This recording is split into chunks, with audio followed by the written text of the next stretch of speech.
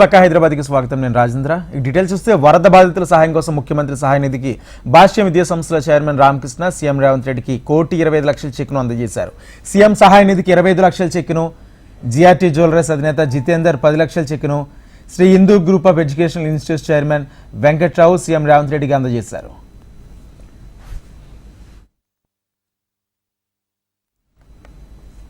Hyderabad collector కార్యాలయాన్ని MP R కృష్ణయ్యతో కలిసి బీసీ సంఘాలు ముట్టడించే రాష్ట్రంలో కాంగ్రెస్ ప్రభుత్వం బీసీ వ్యతిరేక విధానాలను అవలంబిస్తుందని ఆర్ కృష్ణయ్య విమర్శించారు. కాంగ్రెస్ పార్టీ ఎన్నికల్లో ఇచ్చిన హామీ మేరకు బీసీలకు 42% రిజర్వేషన్లు పెంచాలన్నారు. బీసీ కులగణనతో పాటు విద్యార్థుల ఫీజు బకాయిలు వెంటనే చెల్లించాలని ఆర్ కృష్ణయ్య డిమాండ్ చేశారు. బీసీ సమస్యలపై రేవంత్ రెడ్డి మొండిగా వ్యవహరిస్తే రాబోయే రోజుల్లో 1,00,000 మంది విద్యార్థులతో సెక్రటేరియట్ని ముట్టడిస్తామని కృష్ణయ్య హెచ్చరించారు.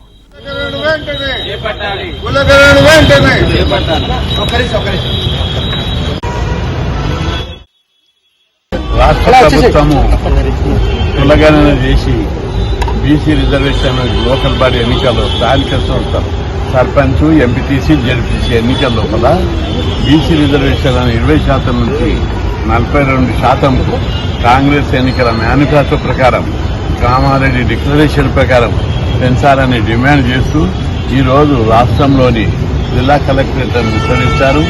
ఇక్కడికి వందలాది మందితో వచ్చి ముట్టడించడం జరిగింది. రంగారెడ్డిలో వేలాది మంది ఉన్నారు. సూర్యాపేట, నల్లగొండ, కరీంనగర్, నిజామాబాద్, వరంగల్ జిల్లా లోపల దాదాపు 200 సెంట్రల్ మండల కేంద్రాల లోపల, జిల్లా కేంద్రాల లోపల ముట్టడి కార్యక్రమం లోపల భారీ ఎత్తున ప్రజలు, విద్యార్థులు పాల్గొన్నారు. ప్రభుత్వం వెంటనే స్పందించి ప్రభుత్వం యొక్క ప్రవర్తన చూస్తుంటే రిజర్వేషన్లు పెంచడానికి చర్యలు తీసుకుంటారు. బీసీ గణన కాదు, మొత్తం కులగణన చేయాలి. అయితేనది న్యాయపరంగా చెల్లుతుంది. అట్లా కాకుండా కేవలం బీసీలే చేస్తామంటే అది న్యాయపరంగా నిలవదు.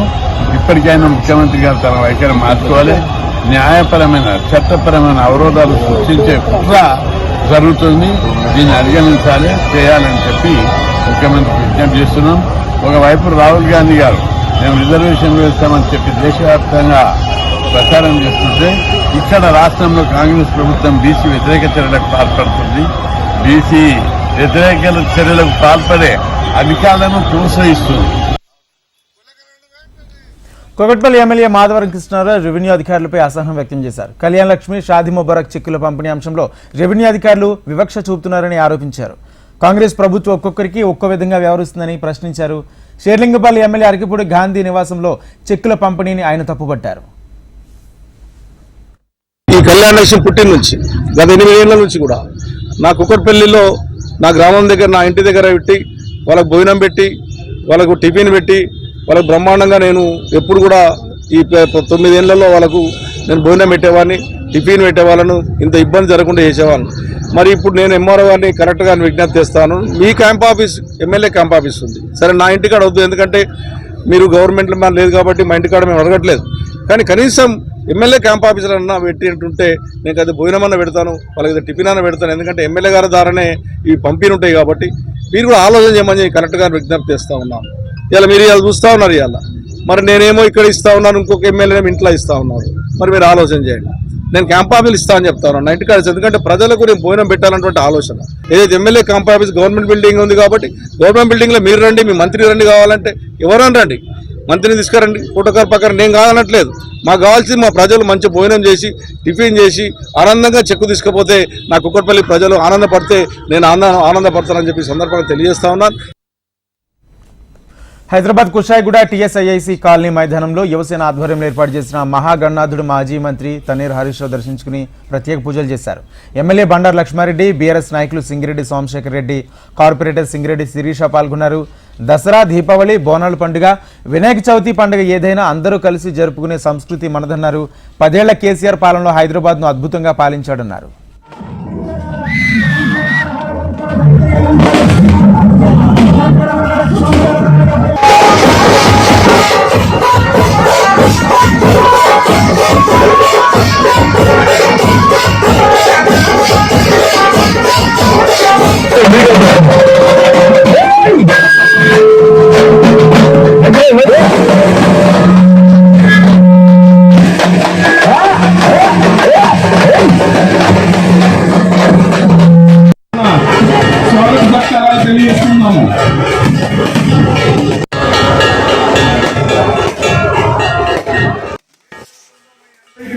రాష్ట్రంలో చెప్పినది జరుగుతున్నదేంటో కూడా మీకు తెలుసు.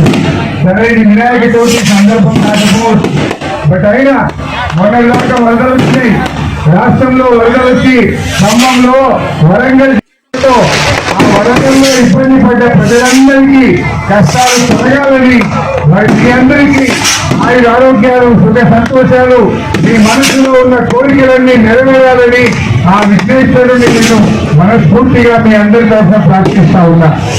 విఘ్నేశ్వర మన ఇంట్లో జరిగే పూజ అయినా, మన గృహ ప్రవేశమైనా, అది పెళ్ళైనా, ఏ శుభ కార్యక్రమం జరిగినా ముందు విఘ్నేశ్వరుని పూజిస్తాం. అన్ని విఘ్నాలు తొలగాలని, అంతా శుభం జరగాలని, కార్యసిద్ధి జరగాలని ఆ విఘ్నేశ్వరుని ప్రార్థిస్తా ఉంటాం. ఈ విఘ్నేశ్వరుడు ఇలా క్రీడా పద్ధతి అంటే హైదరాబాద్, ఒకప్పుడు బాంబేలో ఘనంగా ఉండేది విఘ్నేశ్వరుడు అంటే, కానీ ఈరోజు మన ఖైరతాబాద్ విఘ్నేశ్వరుడు, మన ఈసీఏ విఘ్నేశ్వరుడు. అసలు వినాయక చవితి అంటే ఇలా భారతదేశం మొత్తం హైదరాబాద్ దిక్కు చూసేంత గొప్పగా ఈ హైదరాబాద్ లో వినాయక చవితి. భాగ్యనగరంలో గణేష్ నిమజ్జనాలు ముగిశాక ప్రతి ఒక్కరి దృష్టి బడా గణేష్కు వచ్చిన ఆదాయం అంతనే అంశంపై పడింది. 70 ఏళ్ల ఖైరతాబాద్ గణపతి చరిత్రలో మొదటిసారి హుండీ లెక్కింపు జరిగింది. హుండీ లెక్కింపు సీసీ కెమెరాల ద్వారా జరిగిందని, అందులో ఎలాంటి అనుమానాలు లేవని ఖైరతాబాద్ గణేష్ ఉత్సవ కమిటీ చైర్మన్ రాజ్ కుమార్ స్పష్టం చేశారు. హుండీ యాడ్స్, ఆన్లైన్ పేమెంట్స్ ద్వారా కోటికి పైగా ఆదాయం వచ్చిందని అంటున్న రాజ్ కుమార్తో మా ప్రతినిధి RK face to face. Ganesh నిమజ్జన ప్రక్రియ భాగ్యనగరంలో ప్రశాంతంగా ముగిసింది. ఇక ముఖ్యంగా ఖైరతాబాద్ గణనాథుడు మొదటి నుంచి కూడా ఎంతో ప్రాశస్త్యం కలిగినది. ఈసారి పూర్తి స్థాయిలో హుండీ లెక్కింపు తదితర అన్నింటినీ కూడా చేయడం జరిగింది. దీంతో కొంత ప్రతి ఒక్కరిలో కూడా ఆసక్తి నెలకొంది. ఎంతవరకు హుండీ ఆదాయం వచ్చింది ఏంటి అనే వివరాలు చెప్పేందుకు మనతో చైర్మన్ రాజ్ కుమార్ గారు ఉన్నారు. ఆయన అడిగి మరిన్ని వివరాలు తెలుసుకుందాం. సార్, ఏంటి ఈసారి ఖైరతాబాద్ గణనాథుడు నిమజ్జనానికి సంబంధించి ఓవరాల్ ఖర్చు ఎంత అయింది, మీకు వచ్చింది ఎంత? చూడండి, ప్రతి సంవత్సరం మనం చూసినట్టయితే కోటి రూపాయల దాకా ఖర్చు అవుతుందని మనం చెప్తూ ఉంటుండే. మరి ఈ సంవత్సరం మీరు చూసినట్టయితే దాదాపు 1,20,00,000 రూపాయల దాకా ఖర్చు అయిందనమాట. దీనిలో ఎందుకు అంతగానం కాస్ట్ ఖర్చు అయిందంటే, మనము ఈ సంవత్సరం మనం దాదాపు 64 రోజులలో మనం వర్క్ చేయించడం జరిగింది. మన విగ్రహం ఎత్తు కూడా 70 అడుగులు చేశాము. షెడ్ వేసడం కావచ్చు, కార్పెంటర్లో శాలరీస్ కావచ్చు, కర్ర తెచ్చే విషయంలో కావచ్చు, అన్ని రకాలుగా కాస్టింగ్ అనేది చాలా ఎక్కువైపోయింది అనమాట. సో హుండీ లెక్క పెట్టిన ప్రకారం ఈ సంవత్సరం ఏంటంటే ఒక కొత్తగా హడక్ కమిటీ అనేది వచ్చింది, అందరికీ తెలిసిన విషయమే. వాళ్ళు ఏంటంటే ఏదో హుండీ ఆదాయం 4 కోట్లు వస్తున్నాయి, 5 కోట్లు వస్తున్నాయి అనేది వాళ్ళు ఏదో అప్లికేషన్ మా మీద పెట్టేసేసి ఏదో చిన్న చేశారు. అయితే వాళ్ళ పర్యవేక్షణలో మేము 2-3 సీసీ కెమెరాస్ ఏర్పాటు చేశామన్నమాట. మేము లేము, వాళ్ళ పర్యవేక్షణలో డైలీ హుండీ డబ్బులు కౌంట్ చేయడం వల్ల దాదాపు 70 లక్షలు అని వాళ్ళు చెప్పారు. కానీ 70 లక్షలు కాదు, 70 లక్షల పైన హుండీ వచ్చింది. మరి యూపీఏ అదేవిధంగా చందా పుస్తకాలు రాయడం వల్ల 15 లక్షల రూపాయలు వచ్చింది. మరి ఇప్టమ్ అనే కంపెనీ వాళ్ళు 20 లక్షల రూపాయలు మాకు ఇచ్చారు. దాంతోపాటు గోరూరల్ అనే కంపెనీ వాళ్ళు 6 లక్షలు అన్నారు, 5 లక్షల రూపాయలు ఇచ్చారు, ఇంకో 1 లక్ష రూపాయలు ఇవ్వలేదు. మరి దాని తర్వాత మెగా ఇంజిన్స్ వాళ్ళు 7 lakhs రూపీస్ ఇస్తారు, 3 లక్షలు మట్టికి ఇస్తారనమాట. వాళ్ళు ఇంక ఇవ్వలేదు, మేము అప్రోచ్ కాలేదు. ఇంకా మార్కెట్లో కూడా ఇంకా డబ్బులు కట్టే ఇది కూడా ఉందన్నమాట. ఇంకా శ్రీ వినాయకుని తీయాలి, దానిలో ఉన్న వెల్డర్లకు కూడా పేమెంట్ చేయాలి, ఇంకా చాలా పేమెంట్స్ కూడా జరిగేది ఉంది. ఇంకొక 10-15 రోజుల్లో ఆ డబ్బులు కూడా వచ్చిన తర్వాత క్లియర్గా చేస్తాం. దాదాపు 1,20 లక్షల రూపాయలు ఖర్చు అయినాయి. ఇంకా 1,20 లక్షల రూపాయల దాకా హుండీ ద్వారా 70 లక్షలు, 75 లక్షలు, దాని ద్వారా యూపీఐ 15 లక్షలు, 25 లక్షల ద్వారా అడ్వర్టైజ్మెంట్ ద్వారా రావడం జరిగిందనమాట. ఇదేంటంటే ఇన్ని సంవత్సరాలు ఎవరు మమ్మల్ని అకౌంట్ అడగలేదు. ఈ సంవత్సరం ఏంటంటే అడగ కమిటీ వాళ్ళు అనేది ఒకటి వచ్చి వాళ్ళు లేదు కోట్లు వస్తున్నాయి అనేది ఒక మాట చెప్పారు. దానికి ఈ సంవత్సరంతో హుండీ 75 లక్షలు వచ్చింది అనేది ఒక దానివల్ల మొత్తం క్లారిటీ వచ్చింది. మరి ఇంకోటి ఏంటంటే 2 బ్యాంకులలో ఒకటి ఉంది, విజయ బ్యాంక్ ఒకటి ఉండే, అదొకటి ఐసిఐసిఐ బ్యాంక్. మాత్రం ఈ సంవత్సరం మ్యాక్సిమం మాత్రం ఐసిఐసిఐ బ్యాంక్ నుంచే అంత అకౌంట్ అన్నీ ఆపరేట్ చేయడం జరిగింది. ఏమైనా డౌట్స్ ఉంటే కూడా ఎవరిని వచ్చి అడిగితే క్లుప్తంగా మేము వివరించడానికి కూడా రెడీ ఉన్నాం అనమాట. మొత్తానికి 1,20 లక్షల రూపాయలు పైన ఖర్చు అయింది. 1,20 లక్షల దాకా డబ్బులు సమకూర్చాయని నేను తెలియజేస్తా ఉన్నాను. అంటే గతంలో మీరు నిర్వహించిన సమయంలో అంటే కేవలం గణేష్ మాత్రమే కాకుండా మిగతా కార్యక్రమాలు కూడా నిర్వహించేవాళ్ళు ఈ వచ్చిన అమౌంట్తోనే. ఇప్పుడు కూడా అవి కంటిన్యూ అవుతాయా? ఈ సంవత్సరం కాస్టింగ్ అనేది చాలా విషయాలు చాలా రకాలుగా కాస్టింగ్ అనేది పెరిగిపోయింది అనమాట. అంటే మేము ఆల్టర్నేట్ కూడా ఏంటంటే సంవత్సరం పొడుగున ఈ రోజు కాదు 20 సంవత్సరాల నుంచి మేము సర్వీస్ అనేది చేస్తూ ఉన్నాం అనమాట. ఈరోజు కొత్తగా కొంతమంది మన వాళ్ళే కొంతమంది వచ్చి ఆ సర్వీస్ ఈ సర్వీస్ అంటున్నారు.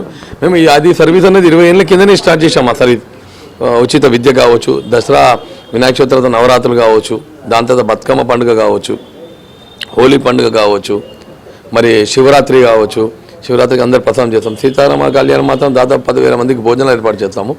ఏంటంటే ఇదన్నీ సంవత్సరం పొడిన గణేశోత్సవ కమిటీ పేరు మీదనే ఆర్గనైజ్ చేయడం జరుగుతూ ఉందన్నమాట. వినాయక చవితి ఒక్కటి కాగానే కాదు, 6 నెలలు మేము వినాయకుడి దగ్గర వర్క్ చేస్తాము. మిగతా 6 నెలలు మాత్రం రొటీన్ లైఫ్ ఉంటుంది. దాంతోపాటు సేవా కార్యక్రమం కంటిన్యూ రన్నింగ్ అవుతూనే ఉంటుంది. మనం ఎక్కడే మేము ఆపమన్నమాట. వేరే వాళ్ళు ఎవరైతే ఉంటారో అడ కమిటీ వాళ్ళు ఉంటారో వాళ్ళు చేసే ప్రోగ్రామ్స్ ఏమి ఉండవు అనమాట. వాళ్ళు వినాయక చవితి వచ్చినప్పుడు అందరూ మాట్లాడుతారు. వినాయక చవితి ఒక 1 నెల రోజుల ముందు సీతారామ కళ్యాణం ఉంది, చాలా ఘనంగా చేశామన్నమాట మేము. సో ఏం లేదు, మొత్తానికైతే బస్తీ పెద్దల సహకారము, గణేశోత్సవ కమిటీ అధ్యక్షుడు దానం నాగేందర్ గారి సహకారం, ముఖ్యంగా రేవంత్ రెడ్డి గారు, పొన్నం ప్రభాకర్ గారు, మరి మేయర్ గద్వాల్ విజయలక్ష్మి గారు, అదేవిధంగా సికింద్రాబాద్ మన ఎంపీ కిషన్ రెడ్డి గారు, విజయారెడ్డి గారు అందరి సహకారంతో మొత్తం మన ఖైరతాబాద్ బస్తీ ప్రజల సహకారంతో మొత్తానికి సక్సెస్ఫుల్లీ కంప్లీట్ చేశామన్నమాట ఈ 70 సంవత్సరాలు.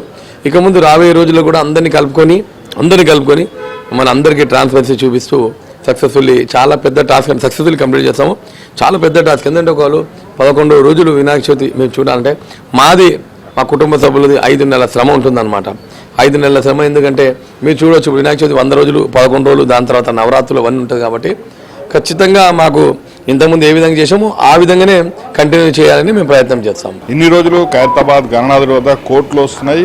ఇక్కడ ఉత్సవ కమిటీ ఎవరైతే ఉన్నారో వాళ్ళ ఈ అమౌంట్కి సంబంధించిన కొన్ని క్లారిటీస్ లేవు అంటూ కూడా ఇక్కడ కొంతమంది ఆరోపణలు చేయడం జరిగింది. ఈ ఏడాది ఆ లెక్కలు చెప్పడంతో పాటు సీసీ కెమెరాల పర్యవేక్షణలోనే మొత్తం ఉండి లెక్కింపు కూడా జరిగింది. కాబట్టి ఇప్పటి వరకు కూడా ఏవైతే అనుమానాలు ఉన్నాయో వాటన్నింటినీ కూడా పాత కమిటీ ఏదైతుందో వాళ్ళంతా కూడా చాలా క్లియర్గా మెన్షన్ ఇక్కడ చేయడం జరిగింది. వీడియో జర్నలిస్ట్ శ్రీకాంత్తో ఆర్కే, హెచ్ఎంటీవీ, ఖైరతాబాద్ దగ్గర నుంచి. ప్రముఖ కొరియోగ్రాఫర్ జానీ మాస్టర్ వ్యవహారం అటు టాలీవుడ్తో పాటు 2 తెలుగు రాష్ట్రాల్లో సంచలనంగా మారింది. అయితే గోవాలో జానీ మాస్టర్ను అరెస్ట్ చేసి సైబరాబాద్ పోలీసులు హైదరాబాద్ తీసుకొచ్చారు. అయితే జానీ మాస్టర్ని ఉపరపల్లి కోర్టులో ప్రవేశపెట్టారు. జానీ మాస్టర్కు న్యాయస్థానం 14 రోజుల రిమాండ్ విధించింది. దీంతో జానీ మాస్టర్ను చంచల్ కూడా జైలుకు తరలించారు. అక్టోబర్ 3వ తేదీ వరకు జానీ మాస్టర్ కస్టడీలో ఉండనున్నారు. అయితే కోర్టులో హాజరుపరిచిన సమయంలో జానీ మాస్టర్పై పోలీసులు ప్రవేశపెట్టిన రిమాండ్ రిపోర్ట్లో కీలక విషయాలు వెలుగులోకి వచ్చాయి.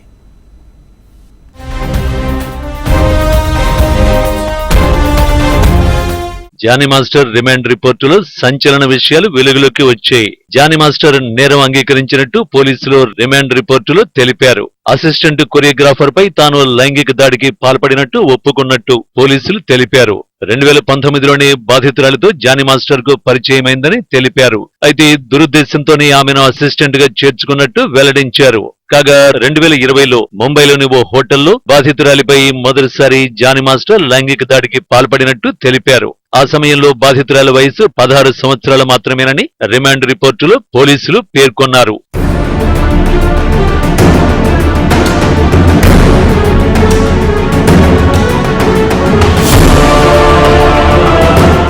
అప్పటి నుంచి ఈ 4 ఏళ్లలో బాధితురాలిపై జానీ మాస్టర్ పలుమార్లు అత్యాచారానికి పాల్పడినట్టు పేర్కొన్నారు. అయితే ఈ విషయాన్ని బయటకు చెప్పకుండా ఉండేందుకు సినిమా అవకాశాలు రాకుండా చేస్తానంటూ బెదిరించాడని, ఇండస్ట్రీలో ఉన్న పలుకుబడితో భవిష్యత్తు లేకుండా చేస్తానని బెదిరించినట్టు రిమాండ్ రిపోర్టులో వివరించారు. జానీ మాస్టర్ తో పాటు ఆయన భార్య ఆయేషా అలియాస్ సుమలత కూడా బాధిత యువతిని పలుమార్లు బెదిరించినట్టుగా పోలీసులు రిమాండ్ రిపోర్టులో తెలిపారు.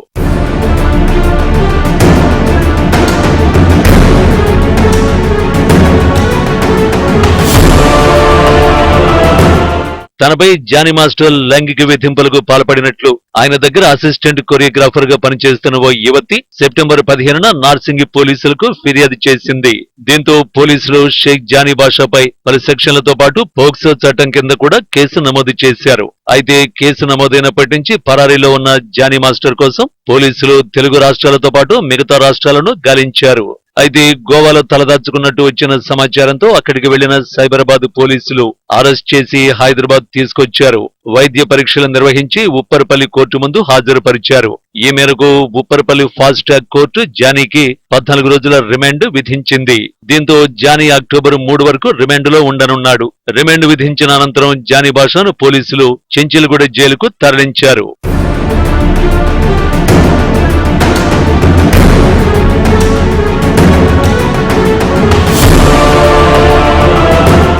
అసిస్టెంట్ కొరియోగ్రాఫర్ పై లైంగిక వేధింపుల కేసులో జానీ మాస్టర్ ని పోలీసులు గోవాలో అరెస్ట్ చేసిన విషయం తెలిసిందే. బాధితురాలి ఫిర్యాదు మేరకు జానీ మాస్టర్ పై ఐపీసీ సెక్షన్ 376, 506, 323 2తో పాటు పోక్సో కేసులు నమోదు చేశారు. మహిళలపై అత్యాచారానికి పాల్పడిన వారికి జీవిత ఖైదుగా 10 సంవత్సరాల నుంచి 7 సంవత్సరాల వరకు కఠినంగా శిక్షిస్తారు. 16 ఏళ్లలోపు బాలికపై అత్యాచారం జరిగితే కనీస శిక్షగా 10 నుంచి 20 సంవత్సరాల వరకు జైలు, యావజ్జీవ కారాగార శిక్ష జీవితాన్ని అనుభవించాల్సి ఉంటుంది. ఇదంతా నేరం అఫీషియల్ గా నిర్ధారణ అయితే మాత్రమే వర్తిస్తుంది.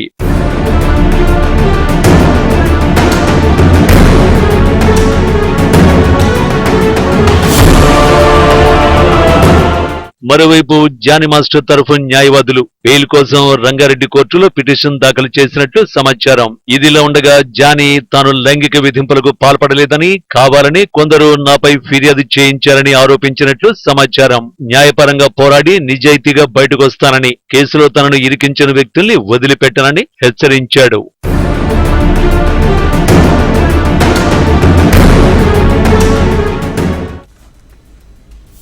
పెరుగుతున్న ఆధునిక టెక్నాలజీతో ఉరుకులు పరుగుల జీవితంలో రెడీమేడ్ వస్త్రాల వాడకం ఎక్కువైపోయింది. ఇతర దేశాలు తయారయ్యే దుస్తులు, ముఖ్యంగా చైనా వస్తువులతో మన భారతీయ చేనేత కళాకారుల తయారీకి చేసిన బట్టలకి డిమాండ్ తగ్గింది. పూర్వ వైవిధ్య సంస్కృతి సాంప్రదాయాలను ఇప్పుడు ఎగ్జిబిషన్ల ద్వారా ప్రదర్శించబడుతున్నాయి. మన భారతీయ సంస్కృతి సాంప్రదాయాలు ఎంత గొప్పవి, వందల ఏళ్లుగా అవి వారసత్వంగా కొనసాగుతున్నాయి.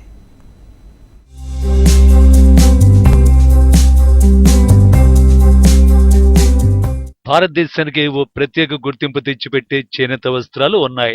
అయితే ఇటీవలి కాలంలో ఈ చేతి వృత్తులు కనుమరుగవుతున్నాయి. తయారు చేసేవారు ఉన్నా వినియోగదారుల నుంచి ఆదరణ కరువైంది.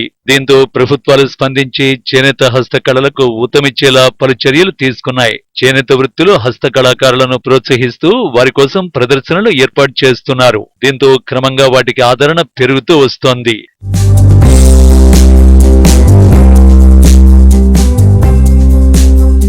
ఈ మధ్య హ్యాండ్లూమ్ ఉత్పత్తులకు మంచి డిమాండ్ ఏర్పడుతోంది. ఈ ఉత్పత్తులను ఇష్టపడే వారి కోసం శ్రీ సత్యసాయి నిగమగమంలో ఏర్పాటైన హ్యాండ్లూమ్ సిల్క్ ఎక్స్పోని doctor Preethi Reddy, miss India Sudha Jain ప్రారంభించారు.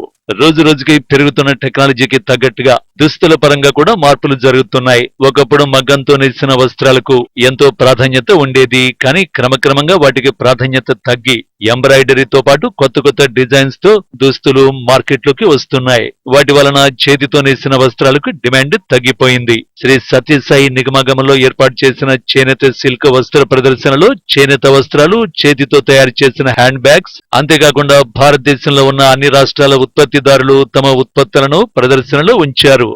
ఎగ్జిబిషన్ అంటే ఏదో ఒక క్రేజ్ గా ఉంటుంది ఎప్పుడు. So feeling really good. And ఇక్కడ వచ్చిన తర్వాత చూసేది ఏంటంటే ప్రతి ఒక్క స్టాల్ చాలా అద్భుతంగా ఉంది. ప్రతి ఒక్క స్టాల్ ఒక డిఫరెంట్ స్టేట్ కి రీప్రజెంట్ చేస్తుంది. ఒక దగ్గర బెంగాల్, మళ్ళా జైపూర్, మళ్ళా గుజరాత్, అదే ఇక్కత్, ప్రతి మళ్ళా మధ్యప్రదేశ్ చందేరి, ఇట్లా ప్రతి ఒక్క స్టేట్ నుంచి ప్రతి ఒక్క రాజ్యం నుంచి వచ్చి వాళ్ళు ఇక్కడ వాళ్ళ కల్చర్ ని, వాళ్ళ సారీస్ అంటే వాళ్ళ కల్చర్ కి ఒక ఎగ్జాంపుల్ అంటే సారీస్. ఎందుకంటే ప్రతి ఒక్క స్టేట్ లో ఒక క్వాలిటీ ఆఫ్ లూమింగ్ అవుతుంటుంది. ఆ లూమింగ్ ఇక్కడ ప్రజెంట్ చేసి మనకి డిఫరెంట్ కైండ్ ఆఫ్ సారీస్ ఒక్కటే చోట దొరికేటట్టు వాళ్ళు చేస్తారు. And mainly very very reasonable. ఇదే మీరు సారీస్ ఒక షాప్కి వెళ్తే ఇట్ బి వెరీ ఎక్స్పెన్సివ్. ఇదే మనం ఒకవేళ ఒక సేల్ లో ఒక ఎగ్జిబిషన్ చూస్తే అదే క్వాలిటీలో చాలా మంచిగా వాళ్ళు అమ్ముతున్నారు. సో ఐ థింక్ చాలా మంచిగా అనిపించింది. మంచి ప్రొడక్ట్స్ ఉన్నాయి. Very good collection also. So thank you so much for inviting me and I had a fun. And కొన్ని చీరలు కూడా తీసుకోవడం జరిగింది. Thank you so much. Thank you. As a that handloom place, and thank you so much media for covering this, because this is something which is from India. This is something which is ours own, so we should promote it. And Shailaja ji, thank you so much for coming up such a beautiful concept, you know, because here you will find each and every kind of handloom weavers at one roof, and the beautiful Dhakai, beautiful Banaras, beautiful Jaipuri things, and I think Sambalpuri is also there. So lot of handlooms are here, and you won't believe that pure fabric, the pure thread and economy fabric. So your pocket friendly things are here. Deepavali is coming up, Valentine Day is on the way, New Year is coming up, so what's waiting for that? Dashera is also coming up. So Deepavali and Dashera का shopping तो okay family करेंगी ही. आप अपनी girlfriend के लिए Valentine के लिए भी हैंडलूम इस बार गिफ्ट करें, because I tell you the girlfriend always feel happy when you give something different. So this is handloom is a different. So please go check once this thing. And for young generation, I want to tell that you guys go for the shopping only for the malls or something. There's nothing wrong in that. But come here and shop once and check what kind of craftsmanship, what kind of hard work, what kind of a dedication and disciplined life still existing in India. So thank you so much for inviting here. And yes, my Dashara and Deepavali shopping is today from Shailaja's home. పెళ్లిళ్లకు పండుగలకు కావలసిన చేనేత వస్త్రాలు నగలు అన్నీ లభ్యమవుతున్నాయి. పుట్టిన పిల్లలు మొదలుకొని అన్ని వయసుల వారికి సంబంధించిన వస్త్రాలు అనుకూలమైన ధరలకు దొరుకుతుండటంతో సిటీ జనాలు క్యూ కడుతున్నారు. మరి ముఖ్యంగా ఆడవారికి సంబంధించిన కుర్తాలు, అన్ని రకాల చీరలు, Kalamkari sarees, printed sarees, linen sarees, Banaras sarees, Jaipur bedsheets, khadi material ఇలా మరెన్నో ఉత్పత్తులు ప్రదర్శనలు కొలువు తీరే.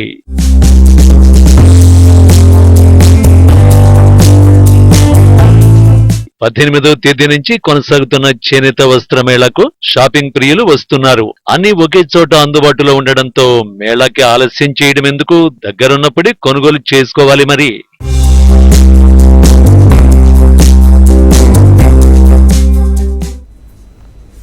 గాంధీ ఆసుపత్రిలో పసిపిల్లలు బాలింతల మరణంపై అధికార ప్రతిపక్షాల మధ్య మాటల యుద్ధం మొదలైంది. ప్రభుత్వాన్ని నిలదీస్తూ ముఖ్యమంత్రిపై తీవ్ర విమర్శలు చేస్తూ బీఆర్ఎస్ వర్కింగ్ ప్రెసిడెంట్ కేటీఆర్ చేసిన ట్వీట్ కు రాష్ట్ర వైద్య ఆరోగ్య శాఖ మంత్రి దామోదర్ రాజనరసింహ కూడా ఎక్స్ లో ఘాటుగా బదిలిచ్చారు.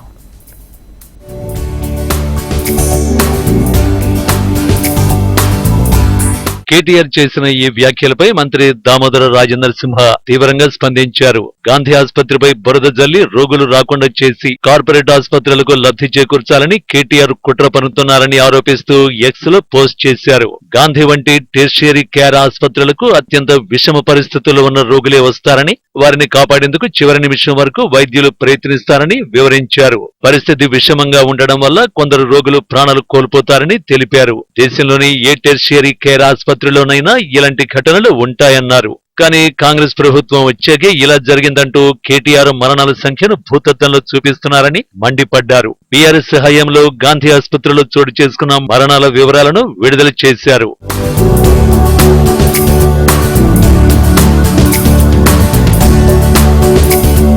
గాంధీ ఆసుపత్రి మరణాలపై సోషల్ మీడియాలో జరుగుతున్న ప్రచారం నమ్మవద్దని Gandhi deputy superintendent doctor Sunil Kumar అన్నారు. 48 మంది పసిబిడ్డలు, 14 మంది బాలింతలు ఒక నెలలో మరణించినట్లు చెబుతున్నారని, ఇందులో వాస్తవం లేదన్నారు. 32 మంది చిన్నారులు, 10 మంది బాలింతలు మాత్రమే మరణించినట్లు ఆయన చెప్పారు. ఇది గతంలో జరిగిన మరణాలతో పోల్చుకుంటే సాధారణమే అని పేర్కొన్నారు. యాక్చువల్లీ ఇప్పుడు వార్తలు ఏదో వచ్చిందో అది వాస్తవం కాదు, ఎందుకంటే అది కొద్దిగా హైప్ చేసి ఇచ్చారు.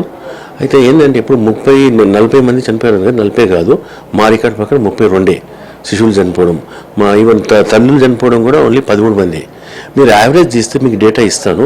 లాస్ట్ 2 yearsలో యావరేజ్ 13-15 మధ్యలో ఉంటుంది తల్లులు చనిపోవడం, అండ్ శిశువులు చనిపోవడం కూడా 30 నుంచి 40 ఉంది. గత సంవత్సరం ఆగస్టులో కూడా ఇదే యావరేజ్ ఉంది. మీకు ఆ డేటా అంతా మధ్య ఉంది, మీరు చూసుకోవచ్చు కావాలంటే. అట్లా ఈ ప్రత్యేకంగా ఈ ఆగస్టు ఎక్కువైందని అట్లా ఏం లేదు. అండ్ మనకు వచ్చే కేసులు అన్నీ బ్యాడ్ కేసులు వస్తాయి. రాష్ట్రం మొత్తం నుంచి సీరియస్ కేసులు, ఎవరు పట్టిన కేసులు మనకు వస్తాయి. సో దానివల్ల ఏమైతే కొన్ని కేసులు చనిపోవడం జరుగుతుంటుంది. మనం ఎంత ప్రయత్నం చేసినా, అవి ఎక్కడ ట్రీట్మెంట్ ఇచ్చినా చనిపోయే ఛాన్సెస్ ఉంటాయి. గాంధీకి వచ్చినందుకు ఆ అకౌంట్ గాంధీ అకౌంట్లో పడిపోతుంది. కానీ అది యాక్చువల్గా మాత్రం ఇక్కడ నెగ్లిజెన్స్ లేదు. సఫిషియెంట్ నెంబర్ డాక్టర్స్ ఉన్నారు, ఫ్యాకల్టీ ఉన్నారు, పారామెడికల్ పర్సనల్ ఉన్నారు, అందరూ ఉన్నారు, ఇన్ఫ్రాస్ట్రక్చర్ ఉంది, ఎక్కడ కూడా ప్రాబ్లం లేదు. గవర్నమెంట్ నుంచి కూడా మాకు సపోర్ట్ ఉంది. డాక్టర్స్ తక్కువ ఉంటే కాంట్రాక్ట్ వాళ్ళని తీసుకోమని చెప్పి ఆర్డర్స్ ఉన్నాయి. సో ఆ విధంగా డాక్టర్స్ కొరత లేదు. ఎంతమంది ట్రాన్స్ఫర్ అయ్యారో అంతమంది రిప్లేస్ అయ్యారు. ఒకరిద్దరు తక్కువ ఉన్నారు, అది షార్ట్లీ మనం కాంట్రాక్ట్ డాక్టర్స్ అయితే తీసుకుంటాము. ఇంకా షార్ట్లీ మిగతా డాక్టర్స్ గవర్నమెంట్ తీసుకోవాలని డిసైడ్ అయిపోయింది. సో ఆ విధంగా మనకు డాక్టర్స్ లేదని ప్రాబ్లం అయితే లేదు అక్కడ.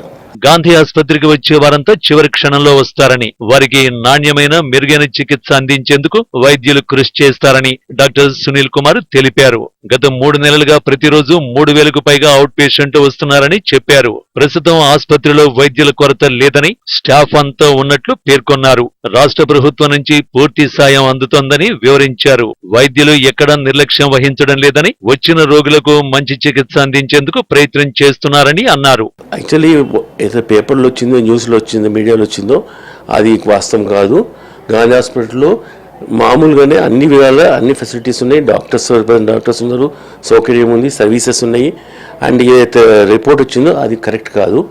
మామూలుగా కొన్ని సీరియస్ కేసులు వస్తాయి, అవి కొన్ని కేసులు చనిపోవడం జరిగింది. కానీ వాస్తవంగా కేసులు ఏమి ఎక్కువగా చనిపోలేదు.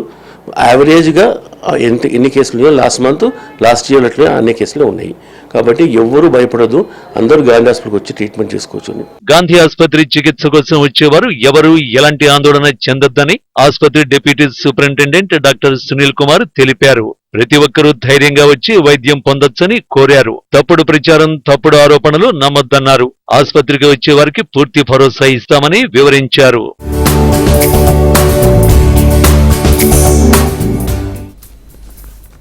విద్యార్థులకు సెలవులు వచ్చాయంటే చాలు వారికి పండగే, ఎగిరి గంతేస్తుంటారు. ఈ సెప్టెంబర్ నెలలో విద్యార్థులు చాలా సెలవులు వచ్చాయి. ఇప్పుడు దసరా పండుగ రాబోతుంది. దసరా పండుగ సెలవులు రాబోతున్నాయని విద్యార్థులు సంతోషం వ్యక్తం చేస్తున్నారు.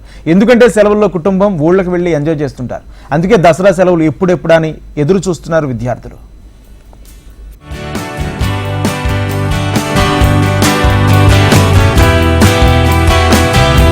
తెలంగాణలోని విద్యా సంస్థలకు ఈ దసరా పండుగకి 13 రోజుల పాటు సెలవులు రానున్నాయి. అక్టోబర్ 2వ తేదీ నుంచి 14వ తేదీ వరకు ప్రభుత్వం సెలవు ప్రకటించింది. 15వ తేదీన పాఠశాలలు పునః ప్రారంభం కానున్నాయి. అక్టోబర్ 2వ తేదీ గాంధీ జయంతితో సెలవులు మొదలు కానున్నాయి. ఆ తర్వాత నుంచి బతుకమ్మ, దసరా సెలవులు ఉంటాయని విద్యాశాఖ అధికారులు తెలిపారు. కొన్ని ప్రైవేటు పాఠశాలలు అక్టోబర్ 1వ తేదీ నుంచి సెలవులు ఇస్తున్నట్టు ఇప్పటికే ప్రకటించాయి. మళ్లీ అక్టోబర్ 15న పునః ప్రారంభం ఉంటుందని విద్యార్థుల తల్లిదండ్రులకు సమాచారం కూడా అందినట్టు తెలుస్తోంది. సెలవులు రాగానే ఊర్లకు వెళ్లేందుకు సిద్ధమైపోతున్నారు. This is a government girls high school West Maradpalli andi. I am the in charge of the school. Now coming 1 week తర్వాత మనకి ఇప్పుడు దసరా హాలిడేస్ రాబోతున్నాయి. ఈ దసరా హాలిడేస్ స్టార్ట్ అయ్యే ముందు లాస్ట్ వర్కింగ్ డే మాకు హై లెవెల్లో బతుకమ్మ చేస్తారండి. పిల్లలందరూ కూడా కలర్ డ్రెస్సెస్ లో వస్తారు. బతుకమ్మలు వాళ్ళే తయారు చేసుకొస్తారు స్కూల్ కి. దాని రోజంతా కూడా మనకి గేమ్స్, పాటలు అవి ఉంటాయి పిల్లలతోటి. అండ్ డ్యూరింగ్ అంటే ఈ దసరా వెకేషన్ లోపల 10th క్లాస్ వాళ్ళకి మాత్రం ఒక 6 days స్పెషల్ క్లాసెస్ కూడా ఉంటాయండి. అంటే వాళ్ళకి ఎగ్జామ్స్ హాలిడేస్ తర్వాత వస్తున్నాయి కాబట్టి ఆ ప్రిపరేషన్ వాళ్ళకి టచ్ పోకుండా ఒక 7 days వరకు రోజు ఒక సబ్జెక్ట్ తప్పున 3 hours వరకు వాళ్ళకి క్లాసెస్ తీసుకుంటామండి. అండ్ ఆఫ్టర్ ద హాలిడేస్ మాకు ఎగ్జామ్స్ ఉంటాయి, SA1 ఎగ్జామ్స్. తెలంగాణ సర్కార్ మే 25వ తేదీన 2024-25 విద్యా సంవత్సరానికి సంబంధించి క్యాలెండర్ ను విడుదల చేసింది. అక్టోబర్ 2 నుంచి 14వ తేదీ వరకు దసరా సెలవులు, డిసెంబర్ 23 నుంచి 27 వరకు క్రిస్మస్ సెలవులు, జనవరి 13 నుంచి 17వ తేదీ వరకు సంక్రాంతి సెలవులు ఉంటాయని ప్రకటించింది. ఇక 2025 ఏప్రిల్ 23వ తేదీ వరకు పాఠశాలలు కొనసాగుతాయని, 2025 ఫిబ్రవరి 28వ తేదీలోపు 10వ తరగతి ప్రీ ఫైనల్ పరీక్షలు పూర్తి చేయనున్నట్టు తెలిపింది. 2025 మార్చిలో 10వ తరగతి వార్షిక పరీక్షలు నిర్వహించనున్నారు. స్కూల్ హాలిడేస్ 2 నుంచి 14 దాకా మా స్కూల్లో బతుకమ్మ సెలబ్రేషన్ చేస్తాం. బతుకమ్మకి తయారు చేస్తాం, మళ్ళా డాన్సెస్ చేస్తాం. అందరు లంగా ఉన్నీళ్ళు వేసుకొని వస్తారు. వైష్ణవి, నేను 6వ తరగతి చదువుతున్నాను. మా స్కూల్ ఎంతో మంచిది. మా టీచర్స్ అందరూ చాలా బాగా టీచ్ చేస్తారు. నాకు మా టీచర్స్ అంటే చాలా ఇష్టం. మా దసరా హాలిడేస్ ఏమో 2 నుంచి 15th దాకా మేము బతుకమ్మ సెలబ్రేషన్ చేస్తాము. అందరూ న్యూ డ్రెస్సెస్ వేసుకుంటారు. బతుకమ్మ సెలబ్రేషన్ లో చేసుకొని మళ్ళీ మా అమ్మమ్మ వాళ్ళ ఇంటికి వెళ్తాము. నా పేరు లక్ష్మి కృతిక, నేను 6వ తరగతి చదువుతున్నాను. మా స్కూల్ ఎంతో చాలా మంచిది. దసరా హాలిడేస్ అక్టోబర్ 2 నుంచి 15th రీఓపెన్. మేము 1st సెలబ్రేషన్ చేసుకుంటాం. టీచర్స్ మేము బతుకమ్మ ఆడతాం. పండుగలకు సొంతోళ్లకు వెళ్లే వారికి ఈసారి రైలు టికెట్లు దొరకడం కష్టంగానే ఉంది. దసరా, దీపావళి పండుగలు రాకముందే సంక్రాంతికి రైలు టికెట్లకు భారీగా డిమాండ్ ఏర్పడింది. జనవరిలో హైదరాబాద్ నుంచి బయలుదేరే రైళ్ల టికెట్లన్నీ అయిపోయాయి. కనీసం వెయిటింగ్ లిస్ట్ టికెట్లైనా బుక్ చేద్దాం, పండగ నాటికి రిజర్వేషన్ ఖరారు కాకపోదా అని ఆశపడే వారికి ఆ ఛాన్స్ కూడా లేకుండా పోయింది. దసరా సెలవుల నేపథ్యంలోనూ రైలు టికెట్లకు భారీ డిమాండ్ ఉందని అధికారులు చెప్తున్నారు. పిల్లలకి హాలిడేస్ అంటే మస్తు ఇష్టం ఉంటది. ఎప్పుడెప్పుడు హాలిడేస్ వస్తాయా, ఎప్పుడెప్పుడు ఊరెళ్దామని ఎంతో మంది చూస్తూ ఉంటారు పిల్లలు. అయితే ముఖ్యంగా దసరా హాలిడేస్ అంటే మాత్రం చాలా మందికి ఇష్టం అని చెప్పాలి. దసరా హాలిడేస్ లాంగ్ హాలిడేస్ కాబట్టి ఎంతో మంది పిల్లలు ఊర్లలోకి వెళ్ళడానికి కూడా ఇష్టపడుతూ ఉంటారు. అయితే ఈ దసరా హాలిడేస్ ని మాత్రం మాత్రము ప్రభుత్వము డిక్లేర్ చేసిందని చెప్పాలి. అయితే రాష్ట్రంలోని విద్యా సంస్థలకు దసరా పండుగ నేపథ్యంలో మొత్తం 13 రోజుల పాటు సెలవులను డిక్లేర్ చేసింది ప్రభుత్వం. అక్టోబర్ 2వ తేదీ నుంచి 14వ తేదీ వరకు సెలవులుగా ప్రకటించింది. అయితే 2వ తేదీన గాంధీ జయంతితో సెలవులు స్టార్ట్ అవుతాయి. ఆ తర్వాత నుంచి బతుకమ్మ, దసరా సెలవులు ఉంటాయని విద్యాశాఖ అధికారులు కూడా తెలిపారు. ఇప్పటికే కొన్ని ప్రైవేట్ పాఠశాలలో అక్టోబర్ 1 నుంచి దసరా సెలవులు ఇస్తున్నట్టు ప్రకటించాయి. ఇక జూనియర్ కాలేజ్ విషయానికి వస్తే అక్టోబర్ 6 నుంచి 13th వరకు సెలవులు ప్రకటించింది. అయితే 2 నుంచి 14th వరకు మొత్తంగా 13 రోజుల సెలవుల తర్వాత 15th కి పునఃప్రారంభం స్కూల్స్ అవుతాయి. ఇక కాలేజ్ అయితే 14th కి అవుతాయి. వరుసగా 13 రోజుల సెలవులు రావడంతో విద్యార్థులు అయితే ఎంతో హ్యాపీగా ఉన్నారనే చెప్పాలి. అయితే పిల్లలు మాత్రం ఎంతో సంతోషిస్తున్నారు. అయితే ముఖ్యంగా హాలిడేస్ వచ్చినాయంటే చాలు వాళ్ళు ఊర్లోకి వెళ్ళడానికి సిద్ధం అవుతూ ఉంటారు. అయితే మే 20వ తేదీన 24-25 విద్యా సంవత్సరానికి సంబంధించి క్యాలెండర్ ను విడుదల చేసింది. అక్టోబర్ 2 నుంచి 14 వరకు దసరా సెలవులు, డిసెంబర్ 23 నుంచి 27 వరకు క్రిస్మస్ సెలవులు, జనవరి 13 నుంచి 17వ తేదీ వరకు సంక్రాంతి సెలవులు ఉంటాయని ప్రకటించింది. ఇక 2025 ఏప్రిల్ 23వ తేదీ వరకు పాఠశాలలు కొనసాగుతాయని, 2025 ఫిబ్రవరి 28 తేదీలోపు 10వ తరగతి ప్రీ ఫైనల్ పరీక్షలు పూర్తి చేయనట్లు కూడా తెలిపింది. 2025 మార్చి 10వ తరగతి వార్షిక ఎగ్జామ్స్ కూడా ఉంటాయి. అయితే ఇటీవలనే తెలంగాణలో భారీ వర్షాల కారణంగా కూడా స్కూల్స్ కి సెలవులు ప్రకటించారు. ఆ తర్వాత 14, 15, 16 తేదీలలో సెలవులు వచ్చినాయి. 17th తేదీన కొన్ని ప్రాంతాల వినాయక నిమజ్జనం సందర్భంగా సెలవులు. ఇటు సెప్టెంబర్ చూసుకున్నట్టయితే సెలవులు బాగానే వచ్చాయని చెప్పాలి. అక్టోబర్ నెలలో కూడా స్కూళ్ళకి ఎక్కువ హాలిడేస్ వచ్చాయి. మరోవైపు నవంబర్ 20వ తేదీన తెలంగాణలో భారీ వర్షాలు కురిశాయని అంచనాలు. ఈ పెద్దంలో అతి భారీ వర్షాలు కురిసే ప్రాంతాలలో కూడా సెలవులు ఇచ్చే ఛాన్సెస్ కూడా ఉన్నాయని చెప్పాలి. అయితే ఊర్లలోకి మాత్రము పిల్లలు వెళ్ళడానికి సిద్ధంగానే ఉంటారని చెప్పాలి. పిల్లలు ఈ హాలిడే సమయంలో మాత్రం వెళ్లి ఊర్లలో వాళ్ళు ఈ 10 రోజులు ఎంజాయ్ చేస్తూ ఉంటారు. అయితే హాలిడేస్ ముందు కూడా స్కూల్స్ లో బతుకమ్మ సెలబ్రేషన్స్ టీచర్స్ తో ఎంజాయ్ చేస్తామని కూడా పిల్లలు కూడా చెప్తున్నారు. అండ్ టీచర్స్ కూడా 10th క్లాస్ పిల్లలకి మాత్రం రోజు 3 hours స్పెషల్ క్లాసెస్ ఉంటాయని వాళ్ళు చెప్తున్నారు. వీడియో జర్నలిస్ట్ నరేష్ తో సుప్రియ, HM.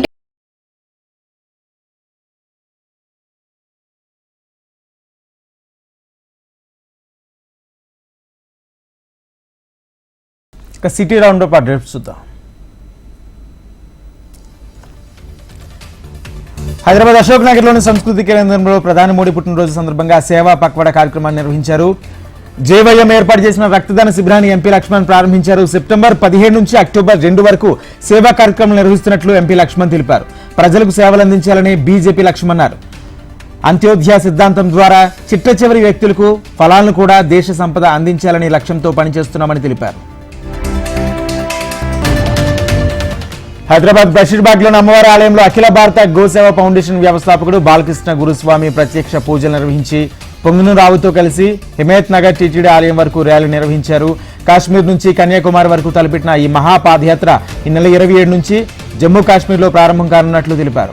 14 రాష్ట్రాల మీదుగా 6 నెలల పాటు 4900 కిలోమీటర్లు ఈ పాదయాత్ర కొనసాగనున్నట్లు వివరించారు. గోవుతో పాటు పాదయాత్ర నిర్వహిస్తూ గోవుల రక్షణ, గోవుకు కారణంగా పర్యావరణానికి కలిగే లాభాలను వివరిస్తూ ప్రజల్లో చైతన్యం తీసుకొస్తున్నట్లు తెలిపారు. కేంద్ర ప్రభుత్వం గోవును జాతీయ ప్రాణిగా ప్రకటిస్తే గోహత్యలు ఆగిపోతాయని, ఆ దిశగా తాము కేంద్రంపై ఒత్తిడి చేస్తామని బాలకృష్ణ గురుస్వామి తెలిపారు. పద్మభూషణ్ డాక్టర్ ఏఎస్ రావు 110వ జయంతి ఉత్సవాలు ఏఎస్ రావు నగర్ సొసైటీ ఆధ్వర్యంలో డాక్టర్ ఏఎస్ రావు నగర్లోని హోమీ జే బాబా కమ్యూనిటీ హాల్లో ఘనంగా నిర్వహించారు. ఏఎస్ రావు జయంతి ఉత్సవాలకు ఆయన అన్న కూతురుతో పాటు పలువురు ప్రముఖులు, శాస్త్రవేత్తలు, ఈసీఎల్ ఉద్యోగులు, విద్యార్థులు హాజరయ్యారు. డాక్టర్ ఏఎస్ రావు దేశానికి, ఉమ్మడి ఆంధ్రప్రదేశ్ రాష్ట్రానికి చేసిన సేవలను కొనియాడారు. ఆయన ఒక గొప్ప వ్యక్తి అన్నారు. లక్షలాది మందికి ఉపాధి కల్పించి ప్రజల గుండెల్లో చిరస్థాయిగా నిలిచిపోయారని తెలిపారు. హైదరాబాద్ జూబ్లీహిల్స్ లోని FMS dental hospital neuromuscular dentistry speciality సేవలను ప్రారంభించారు. నొప్పులకు సరికొత్త పరిష్కారంగా దీన్ని చెప్పుకోవచ్చని చైర్మన్ పార్థసారథి రెడ్డి తెలిపారు. ఆధునిక దంత వైద్యంతో పళ్లు పాడవడం తదితర సాంప్రదాయ సమస్యలు, టెంపోరో మన్యుబులేషన్, జాయింట్ రుగ్మతలకు క్లిష్టమైన పరిస్థితులను పరిష్కరించవచ్చని తెలిపారు. మేడ్చల్ జిల్లా షామీర్పేట్ ఎక్సలేషియా CBSE 7 బాస్కెట్బాల్ గర్ల్స్ గేమ్స్ ఘనంగా ప్రారంభమయ్యాయి. 4 రోజుల పాటు జరిగే ఈ కార్యక్రమానికి ముఖ్య అతిథిగా భారతదేశం తరపున అంతర్జాతీయ బాస్కెట్బాల్ క్రీడాకారిణి పుష్ప సింతల్ Kumar, federation of Indian basketball association అధ్యక్షులు నర్మన్ ఇస్కాన్ హాజరయ్యారు. ఆటలో గెలుపు ఓటములు సహజమని, క్రీడల జీవితంలో క్రమశిక్షణ, ఒదిగి ఉండడం నేర్పుతాయని పుష్ప సింఘల్ తెలిపారు. గెలిచామని గర్వపడకూడదు, ఓడమని నిరుత్సాహపడకూడదు అంటూ తెలిపారు. ఓటమి గెలుపుకు నాంది అన్నారు. ప్రతి సంవత్సరం ఎక్సలెన్సీ కళాశాలలో భారతదేశం ఉన్నత వివిధ క్రీడల పోటీలను ఏర్పాటు చేస్తున్నట్లు పాఠశాల డైరెక్టర్ వెంకట తెలిపారు. హైదరాబాద్ దుండిగల్ పిఎస్ పరిధిలోని భారీగా ఎండు గంజాయి పట్టుబడింది. 86 కిలోల ఎండు గంజాయిని రాజేంద్రనగర్ ఎస్ఓటీ పోలీసులు సీజ్ చేశారు. 30 లక్షల విలువ గల గంజాయిని పోలీసులు పట్టుకున్నారు. పోలీసులు కేసు నమోదు చేసుకుని దర్యాప్తు చేస్తున్నారు. ఇవి bulletin updates. Keep watching HM TV. వార్త ఆగదు, నిజం తాగదు.